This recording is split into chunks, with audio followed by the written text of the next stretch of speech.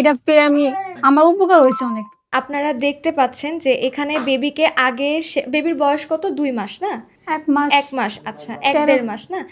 Already ধোঁয়ায় কিন্তু baby দেখতেছেন কষ্ট পাচ্ছে।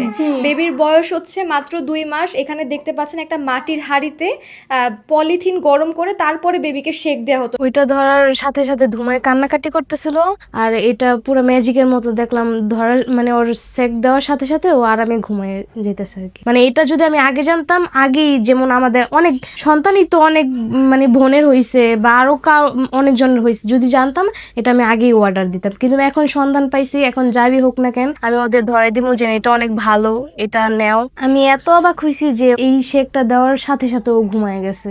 মানে আমার এটা খুবই ভালো লাগছে। আর প্লাস্টিক ধরাইলে ও মানে কান্নাকাটি করে, কোনো ইয়েই করে না, মানে ধুমায় ওর দম বন্ধ হয়ে যায়, তবুও কিচ্ছু করার নেই, ওটা তো দিতেই হবে শেক।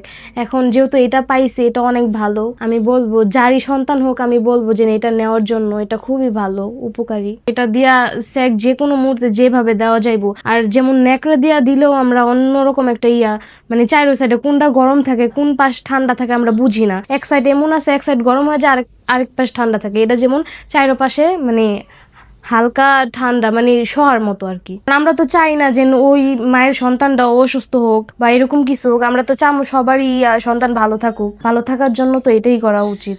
এখন তো জানছে, এখন যার হইব তার মানে সতর্ক করে দিব আর কি। এটা ধরার পরে পরে আমি অনেকক্ষণ জ্বলছে, তারপরও তো দেখলাম না কোনো ধুমা উঠতে। তুমি খুশি?